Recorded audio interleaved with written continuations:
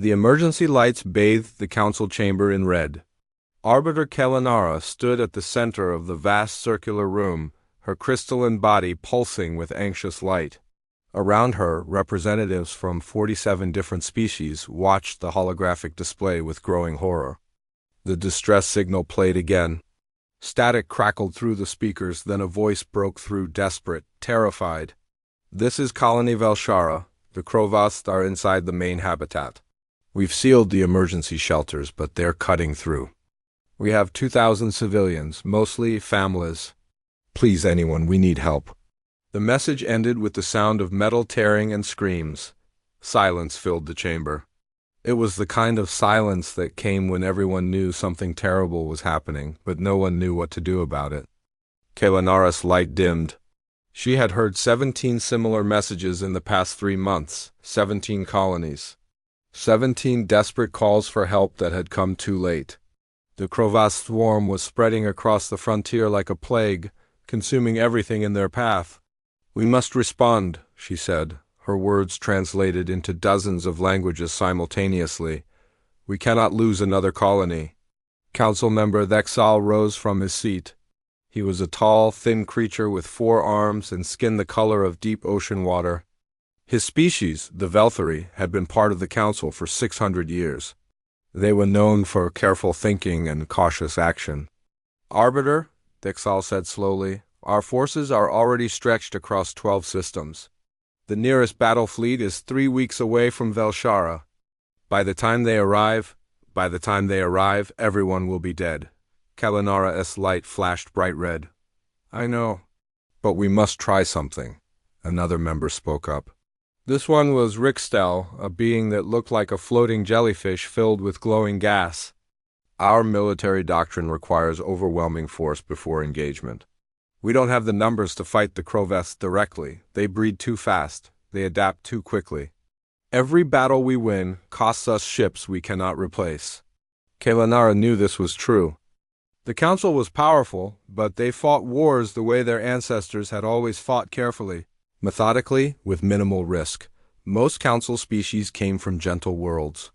Planets with light gravity, stable climates, and few natural predators. War, for them, was about strategy and patience. It was about winning without losing too much. The Krovast were different. They came from a harsh world where only the strongest survived. They fought with fury and numbers, throwing themselves at enemies without fear.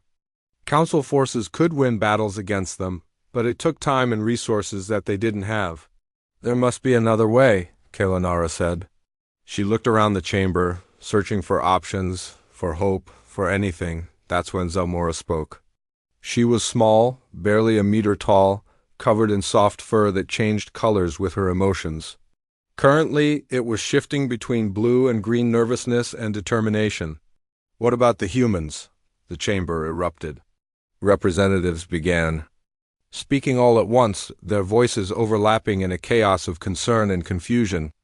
Kellanara raised one crystalline limb for silence. "Explain," she said to Zelmora. Zelmora's fur turned darker green.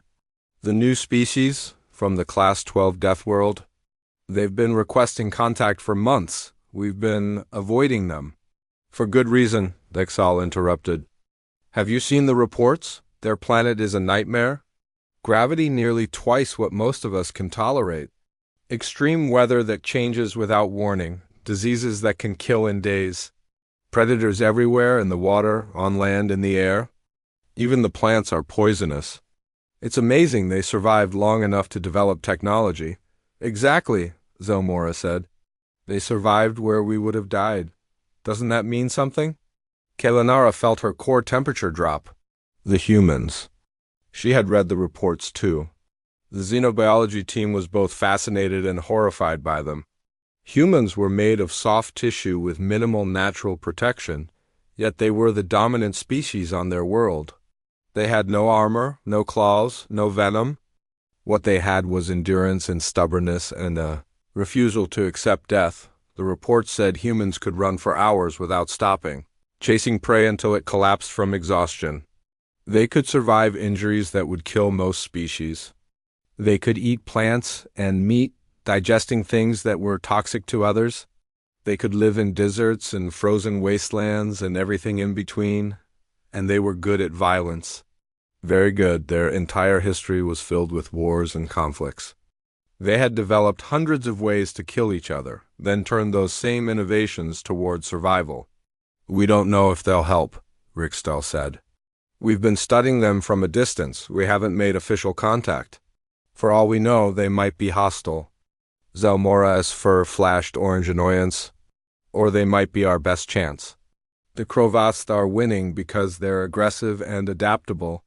The humans are both of those things too, but they're also intelligent. They build, they plan.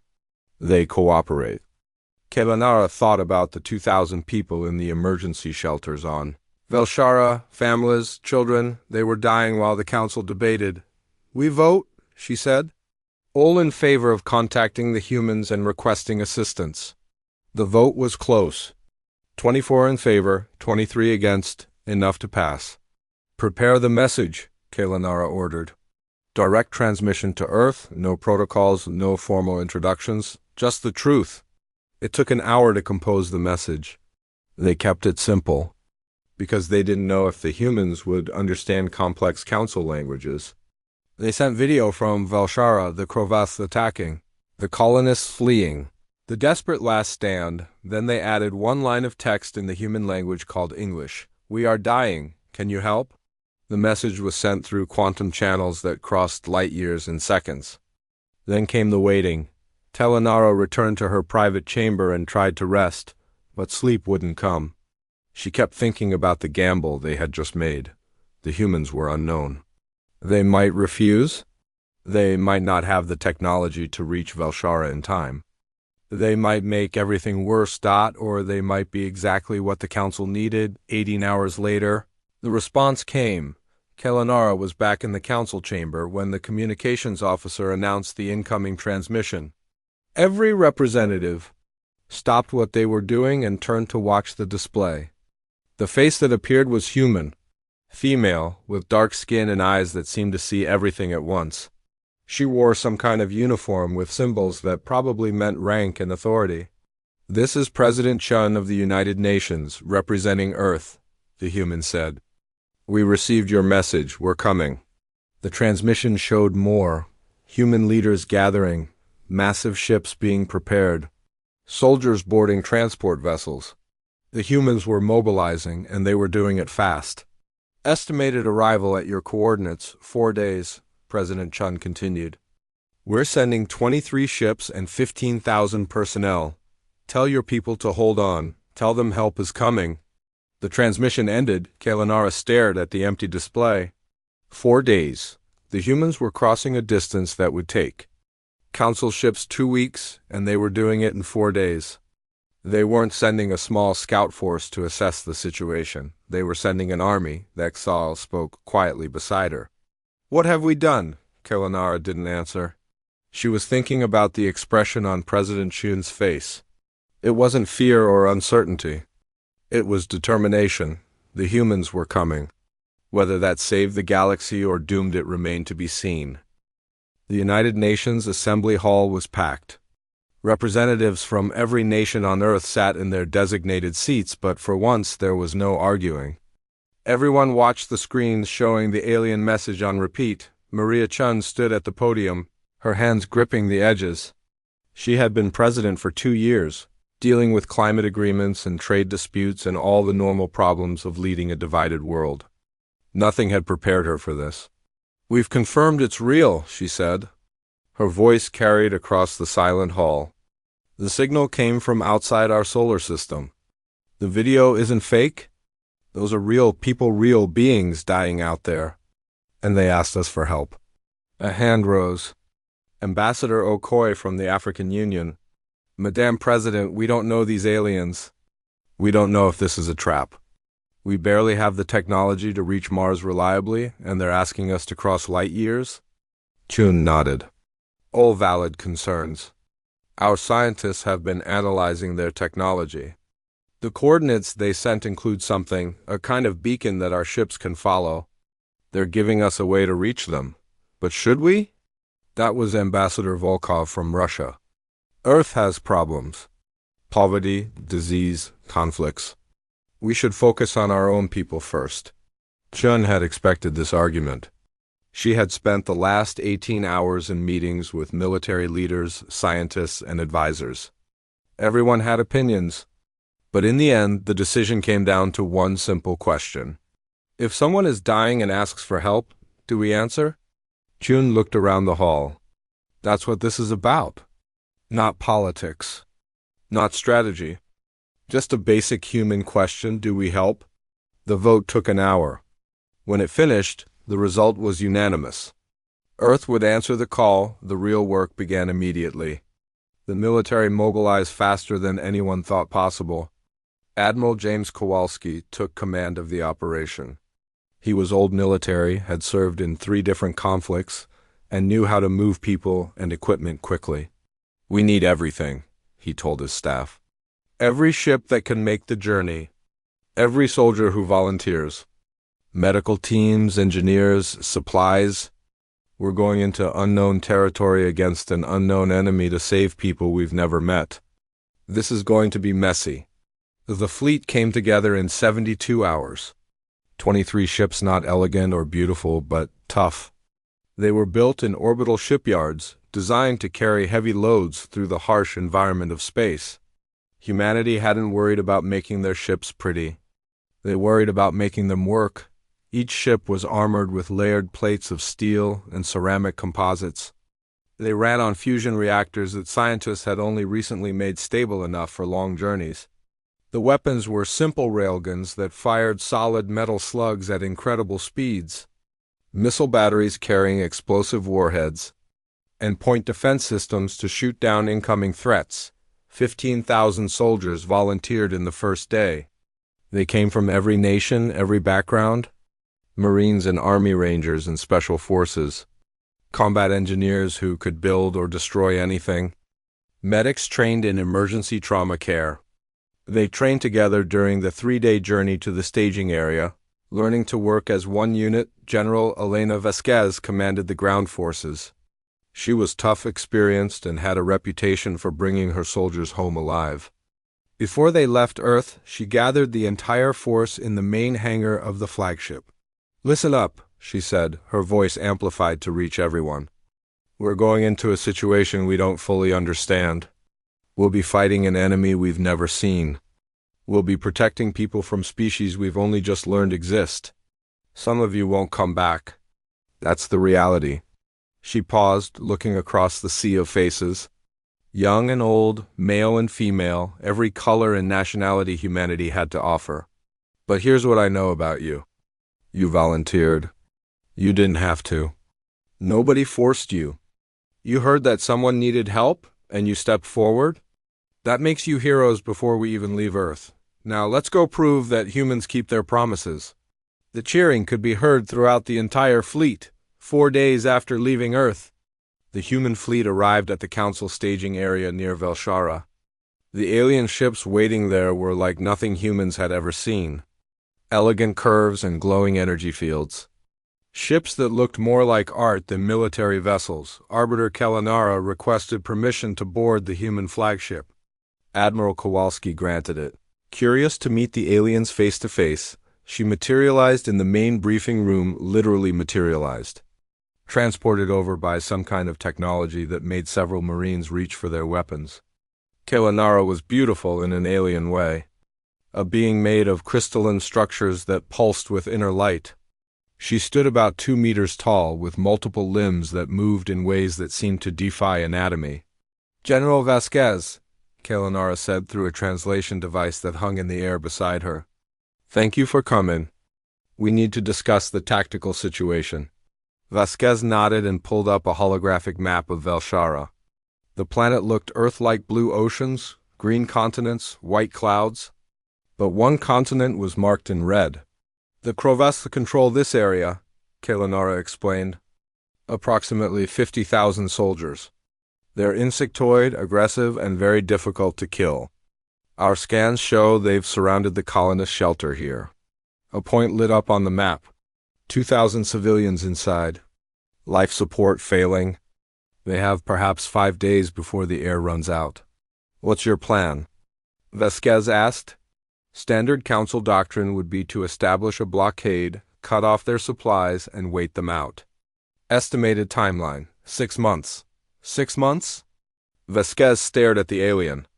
Your people will be dead in 5 days. Yes, Kalanara's light dimmed. Which is why we asked for your help. We don't know what else to do. The Crovaths outnumber us, and they don't fear death? Every direct assault we've tried has failed. Vasquez studied the map. She zoomed in on the colony, analyzing the terrain. Mountains to the north, a river to the east, open ground to the south and west. The Crovaths had defensive positions everywhere. We'll have your people out in 3 days, she said. Kalanara's translator struggled for a moment, as if it couldn't believe what it was hearing. 3 days? General, I don't think you understand. The Crovaths are in our way, Vasquez finished. They're between us and civilians who need rescue. That's all I need to know. She turned to her staff. Prepare for assault. Full combat drop. We go in fast and hard. Objective: secure the colonist shelter and extract all survivors. Secondary objective: make the Crovaths regret being there. Kalanara watched as the humans began planning. They moved with purpose, speaking in quick, efficient bursts. Terms she didn't understand: fire teams, suppressing fire, extract points, medevac protocols. They were planning to do something the Council considered impossible. They were planning to win. General, Kalanara said quietly, our observations of your species suggest you're capable of remarkable things. But you've never fought the Crovaths. They're dangerous.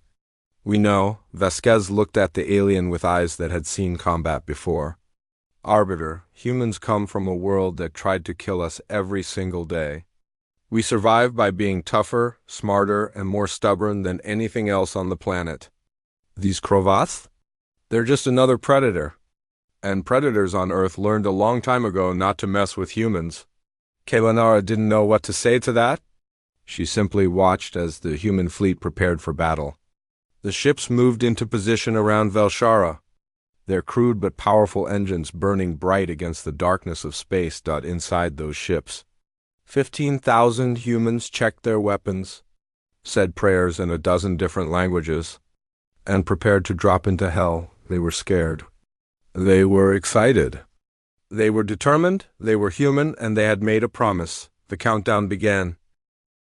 Dawn broke over Velshara with orange and purple light. The twin suns rose above the horizon, casting long shadows across the colony that had become a battlefield. Inside the emergency shelter, 2,000 colonists huddled in the darkness, listening to the sounds of metal being cut away above them. In orbit, General Vasquez stood in the command center of the flagship, watching the tactical display.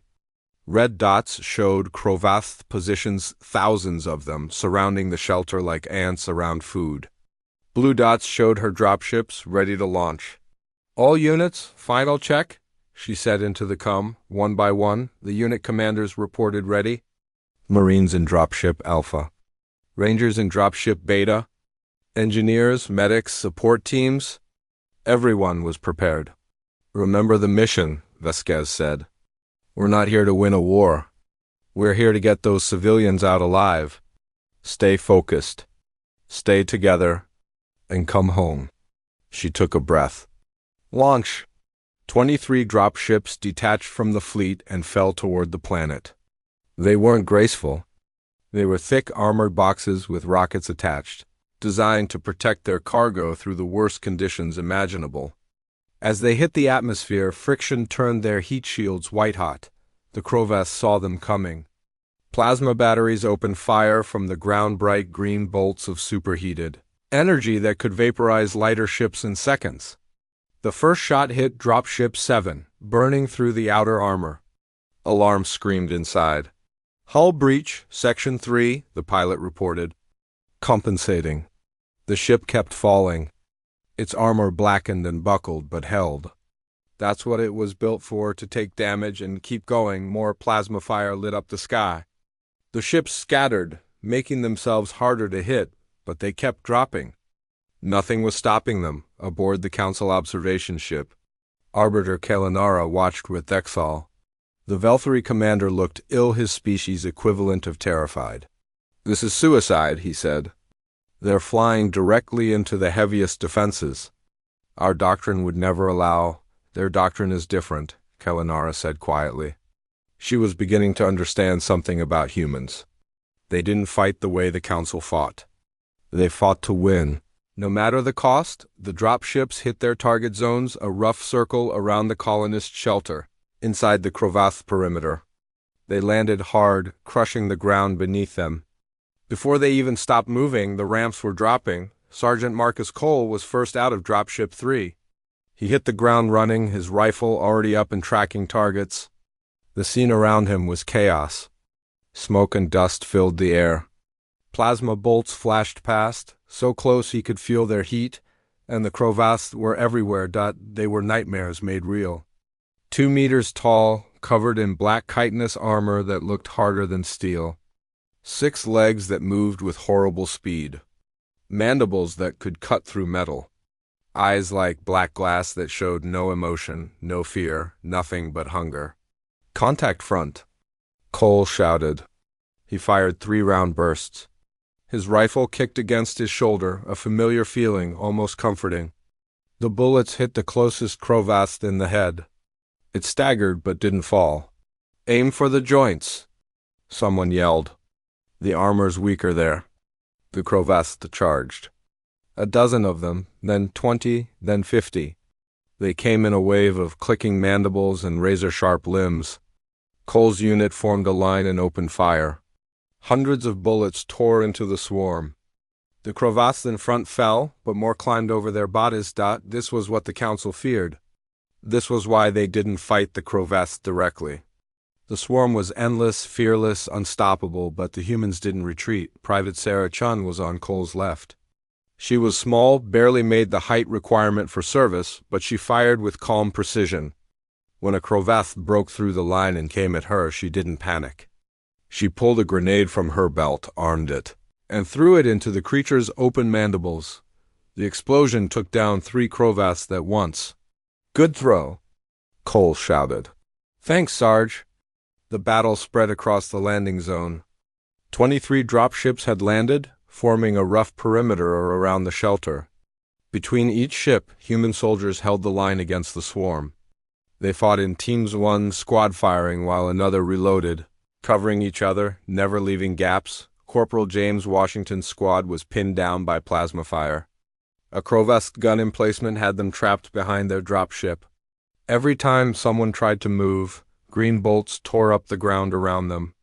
"I got this," said Specialist Liu. She was a combat engineer, barely 20 years old, but she knew explosives better than anyone.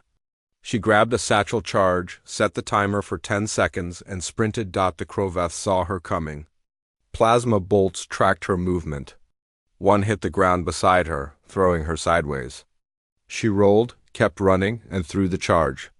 It landed perfectly at the base of the gun emplacement. She dove for cover. The explosion shook the ground. When the smoke cleared, the gun emplacement was gone. So was Liu's left arm, severed by a plasma bolt she hadn't seen. "Medic?" Washington screamed. Doc Martinez was there in seconds.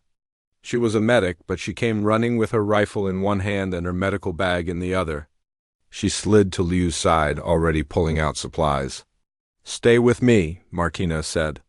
She worked fast, applying a tourniquet, injecting painkillers, stabilizing the wound.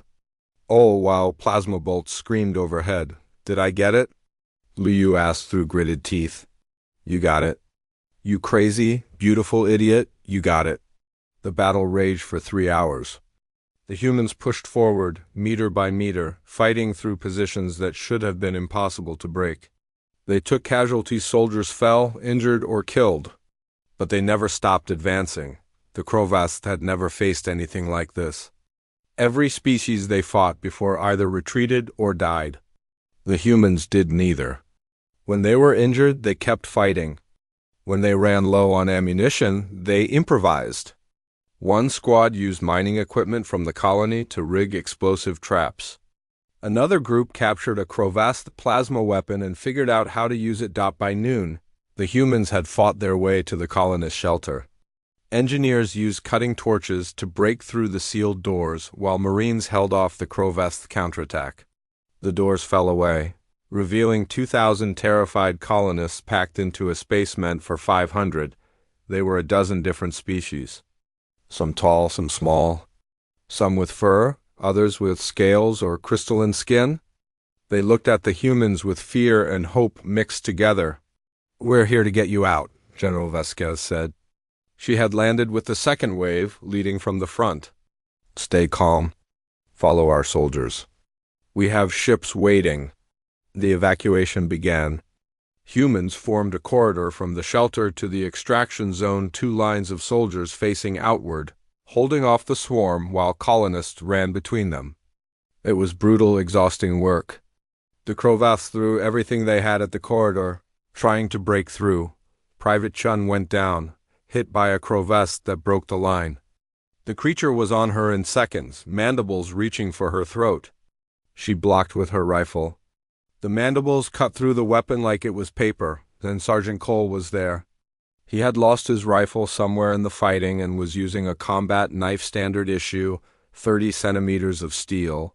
He drove it into the joint where the Crowveth's head met its body, twisted, and the creature collapsed. "You good?" he asked, pulling Chun to her feet. "Yeah, thanks, Sarge." "Stay sharp. We're not done." The sun was setting when the last colonist boarded the last transport ship. Vasquez did a final count. All 2,000 civilians were safe. The human forces began their own retreat, pulling back in stages, covering each other. The casualties were heavy. 347 dead. 2,000 wounded. Numbers that would have broken most armies.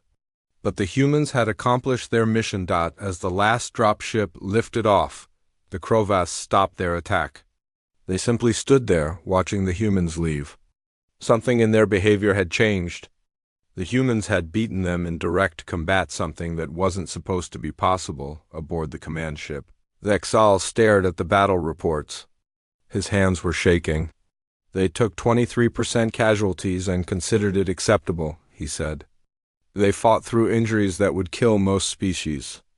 They improvised constantly. They never broke formation. What are these humans?" Kelanara had no answer. She was watching footage from the battle, a human soldier with a broken leg still holding her position, a medic treating wounds while returning fire, an engineer who had lost an arm but kept working. "They're what happens when a species refuses to give up," she finally said. "They're what happens when survival becomes instinct." The evacuation was complete. 2,000 colonists were safe. The Crowveths were in retreat, and the galaxy was learning that humanity had arrived. The news spread through Council space faster than anyone expected. Within hours of the Velshara rescue, every government, every military, every news organization had the footage.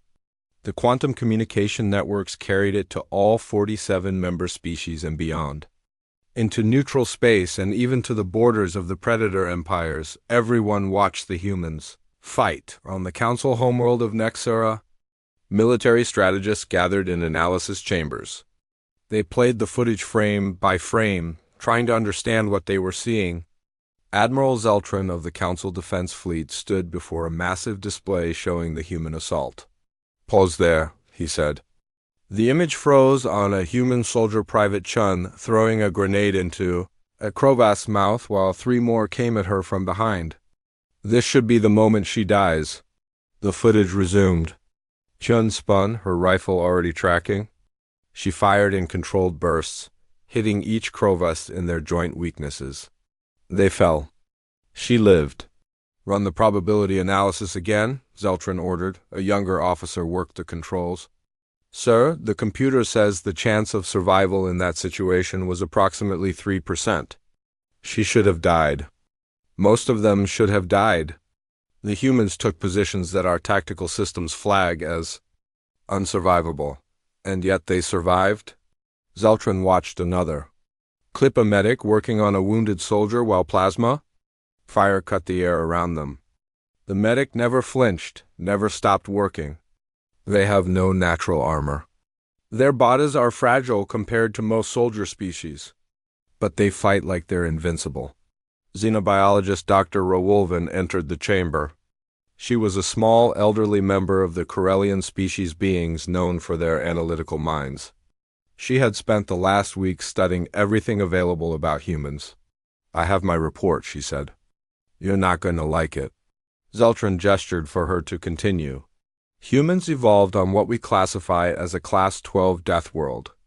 To put that in perspective, the next most dangerous homeworld of any council species is Class 6. Earth's gravity is nearly double what most of us can tolerate. The atmosphere has high oxygen content that would be toxic to many species over extended periods. The weather includes hurricanes, tornadoes, blizzard storms that can destroy cities. And the biology is aggressive. She pulled up images of Earth's wildlife. A great white shark breaching water, jaws open. A grizzly bear standing 3 meters tall. A swarm of army ants consuming everything in their path. These are all predators that humans share their world with. Every ecosystem on Earth is a battlefield. And somehow, these soft-bodied primates became the dominant species. Do you know how? Intelligence? Someone suggested. Partially. But intelligence alone doesn't explain survival on Earth. No. What makes humans special is their endurance and adaptability. They can run for hours without stopping. They can survive in temperatures from -40 to +50 degrees. They can eat an enormous variety of foods. They can recover from injuries that would kill most species. And most importantly, they cooperate. Ralvin showed more footage from the battle. Human squads moving together, covering each other, never leaving wounded behind. "This is instinct for them," she said. "On Earth, the humans who worked together survived. The ones who didn't died. It's been programmed into their species over millions of years.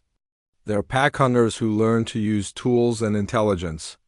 And now they're taking those same survival skills into space." The room was quiet. Finally, Zeltron spoke. "What does this mean for the Council?" "It means we have powerful new allies. But it also means something else." Rauven pulled up a star map showing the locations of the Predator empires.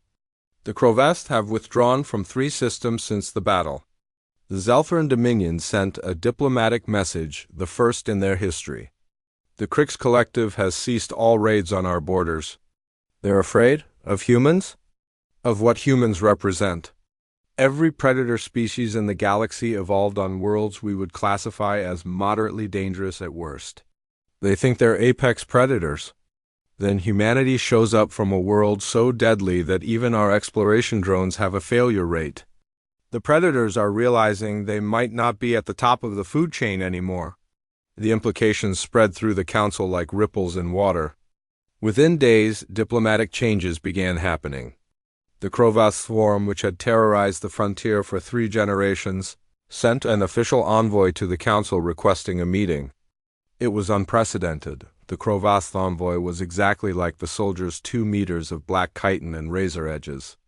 But this one wore ceremonial decorations and spoke through a translator. "The swarm acknowledges the strength of humanity," it said. Its voice came out as clicks and hisses converted to words by the translator.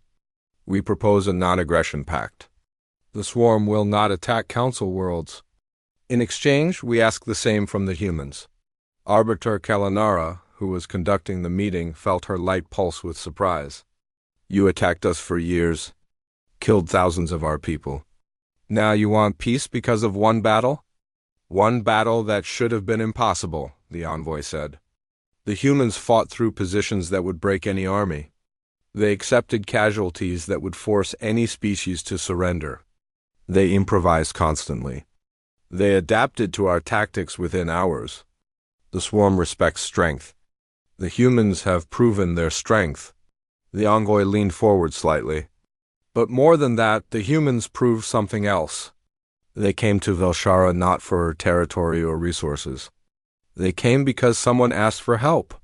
That makes them dangerous in a way we did not anticipate. Predators understand hunger and territory. We do not understand fighting for strangers." The non-aggression pact was signed. Similar agreements came from other predator species. The Zelthran Dominion offered trade relationships. The Krix Collective requested cultural exchange programs. Even the neutral systems were changing their policies. The galaxy was reorganizing itself around a new reality. Humanity had arrived, and the old rules no longer applied. On Earth, the returning fleet was welcomed as heroes. The soldiers who survived came home to parades and celebrations. The families of those who died received honors and condolences. President Chun addressed the world from the same podium where she had asked for the vote to help.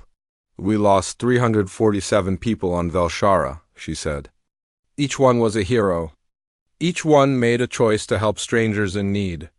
Their sacrifice saved 2,000 lives, people from species we had never met, on a world we had never seen. That's who we are.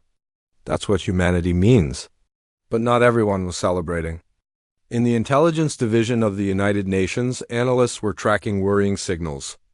Director Hassan gathered his team in a secure room. "We're seeing movement in the Zathir hierarchy," he said, pointing to a star map.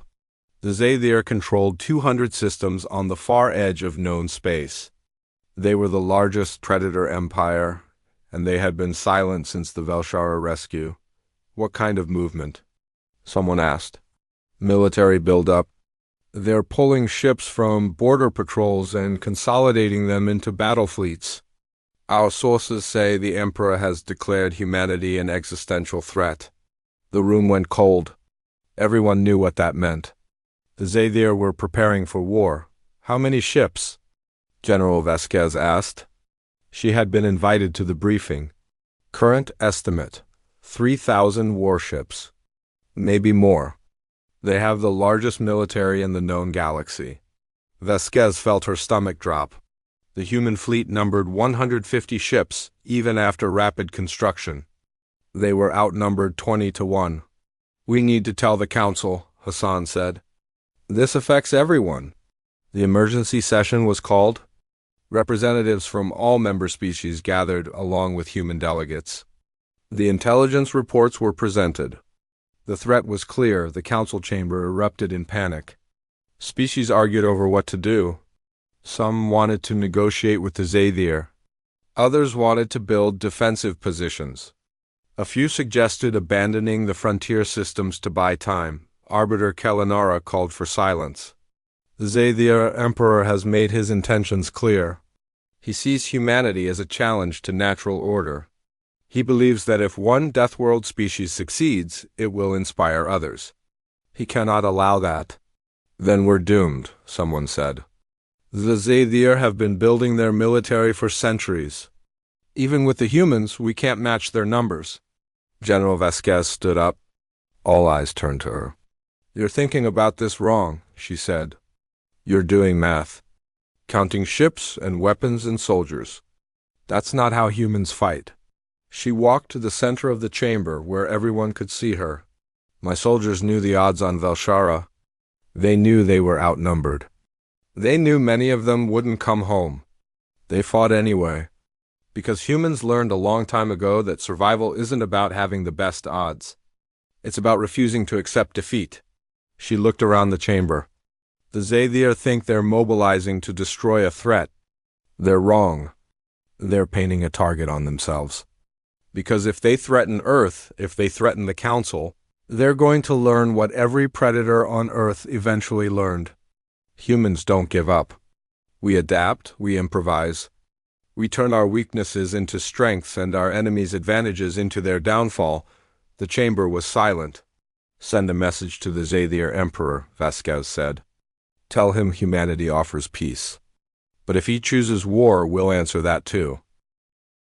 The Zathir Emperor stood in the command center of his flagship, the Star Render, and watched the tactical displays with growing anger. His name was Vexitar, and he had ruled the hierarchy for 40 years through strength and fear. His species had conquered 200 systems by being the most aggressive, the most brutal, the most willing to do whatever it took to win. Now, for the first time, he faced something he didn't understand. "Show me the footage again," he commanded, his military advisor. A scarred veteran named Krillax activated the holographic display. The Battle of Velshara played out in miniature. Tiny figures representing humans fought against the Crovath swarm.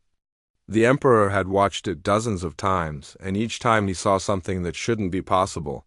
"There," he said, pointing. "That soldier, pause." The image froze on Private Chun throwing a grenade while 3 Crovaths charged her from behind. She should die here. The Crovaths are faster than any known species. Their reaction time is 0.3 seconds. This human cannot possibly survive. The footage resumed. Chun spun and killed all 3 Crovaths in under 2 seconds. "How?" Vexitar demanded. "We don't know, Eternal Emperor," Krillak said. "Our analysts believe it's some combination of pattern recognition, muscle memory, and what the humans call adrenaline. Their bodies release chemicals during combat that increase strength, speed, and pain tolerance. They essentially drug themselves for battle. And the casualties? They lost 23% of their force. Any reasonable species would have retreated at 10%. The humans don't retreat. It's not in their nature. They evolved on a world where retreat meant death, so they evolved to stand and fight instead." Vexitar turned away from the display. The Zathir were large beings, nearly 3 meters tall, covered in thick scales that served as natural armor. They had claws that could tear through metal. They were apex predators from a world where strength determined survival, but watching the humans fight. Vexitar felt something he hadn't experienced in decades: doubt. "We proceed as planned," he said finally. "Assemble the fleet. 3,000 ships. We will crush the humans before they become a true threat. Better to face them now while they're weak." The humans sent a message, Eternal Emperor. They offer peace. Of course they do. They're outnumbered and afraid. But peace is weakness. The galaxy understands one thing: power. The humans have disrupted the natural order. Other species are beginning to hope. They see the humans succeed and think they can challenge us too. We must demonstrate that the old ways still prevail. Strength still rules. The war fleet began assembling in Zathir space. 3,000 warships, each one a weapon designed for destruction. They carried enough firepower to sterilize planets. The fleet was the pride of the hierarchy, built over generations, representing the ultimate achievement of military power. On Earth, humanity prepared for war. Shipyards worked around the clock building new vessels. Soldiers trained in every possible scenario. Scientists worked on new weapons, new defenses, anything that might give them an edge. But everyone knew the truth. Even with rapid construction, the human fleet would number only 200 ships by the time the Zathir arrived. They were outnumbered 15 to 1. In the council chambers on Nexera, representatives gathered to discuss the crisis. Many species wanted to negotiate to find some way to appease the Zathir without war. Others wanted to evacuate frontier systems and retreat to defendable positions. "This is a human problem," Representative Tolver argued. "The Zathir are angry at humanity, not the council. Perhaps if we distance ourselves—" "Cowardice," Vexal interrupted. The Velthari commander had changed since watching the humans fight. Something about their courage had affected him deeply. "The humans came when we called for help. They saved 2,000 of our people. They lost 300 of their own doing it. Now they face extinction and we talk about abandoning them? But what can we do?" Someone asked. "The Zathir fleet is too large. Even if we commit our entire military, we'd still be outnumbered." Arbiter Kalanara's light pulsed with determination. "Then we commit our entire military. The humans taught us something important. Survival isn't about calculating odds. It's about deciding what you're willing to fight for." The council voted. Not unanimous this time. Many species abstained or voted against, but enough voted yes. The council would stand with humanity. The combined fleet gathered at the edge of council space. 200 human ships and 300 council vessels. Against 3,000 Zathir warships. It seemed hopeless. General Vasquez stood on the bridge of the flagship, Earth's Hope, looking at the tactical display. Admiral Kowalski was beside her, along with Arbiter Kalanara and Commander Vexal. Strange allies from different worlds, united by necessity. They'll be here in 6 hours, Kowalski said. Do we have a plan? Several, Vasquez said. But they all depend on one thing, Xavier thinking they understand how we fight. She pulled up a star map. They expect us to form a defensive line here, right at the edge of Council space. Standard military doctrine establish strong positions and force them to attack us. That's not what we're doing? Kalanara asked. No, we're going to split our forces. Council ships hold this position as expected, but the human fleet will be here. She pointed to a location behind the Xavier projected approach vector. We let them pass, then we hit them from behind while they're engaged with the Council ships. That's incredibly risky, Vexal said. If the timing is wrong, they'll destroy the Council fleet before you can engage. True, but humans are good at taking risks. Vasquez looked at each of them. More importantly, we're good at improvising when plans fall apart. And trust me, something will go wrong. Something always goes wrong. 6 hours later, the Xavier fleet arrived. The ships were massive, built to intimidate as much as destroy. They moved in perfect formation. A wall of metal and weapons stretching across space dot on the star render. Emperor Vexitar surveyed his forces with satisfaction. Begin the attack. Destroy the Council fleet, then move to Earth. We'll end this quickly. The Xavier fleet advanced. The Council ships opened fire precision energy weapons that flashed through space. Some Xavier ships took damage, but they kept coming. They had armor specifically designed to absorb energy attacks. Then the Xavier returned fire. Plasma cannons that could punch through most shields. Missile salvos that overwhelmed point defenses. Within minutes, 2 Council ships were destroyed. 5 more were heavily damaged. They can't withstand this for long, Krelex reported. Another 10 minutes and their line will break? Good, increase speed. Let's end this. The Xavier fleet pushed forward, pressing their advantage. That's when the human fleet struck from behind. 200 ships appeared from where they'd been hiding in the shadow of a dead moon. They didn't fire energy weapons. They fired railgun solid slugs of metal accelerated to incredible speeds. They fired missiles with conventional explosive warheads. Primitive weapons by galactic standards, but the Xavier armor wasn't designed for kinetic impacts. The railgun slugs tore through their ships like paper. Missiles found weak points in their engines and detonated. In the first 30 seconds, 15 Xavier ships were destroyed. What? Vexitar stared at the display in disbelief. Where did they come from? Behind us, Eternal Emperor. The humans weren't with the Council fleet. Turn the fleet. All ships engage the humans. But turning 3,000 ships in space wasn't quick. The Xavier formation broke apart as different groups tried to redirect. The humans exploited the confusion, dotting between the larger ships, firing constantly. Using their smaller size and greater maneuverability, the Council fleet, given a moment to recover, pressed their attack from the front. Now the Xavier were caught between 2 forces. The battle raged for 3 hours. Space filled with debris and explosions. Ships died on both sides. The Xavier lost hundreds. The humans and Council lost dozens. But something was changing. The Xavier crews were growing hesitant. They had entered this battle expecting easy victory. Instead, they were fighting an enemy that refused to follow the rules. Human ships that should have retreated when damaged kept fighting. Pilots who should have ejected when their ships were crippled stayed at their posts on the star render. Emperor Vexitar watched his tactical advantage disappear. The humans were doing the impossible again.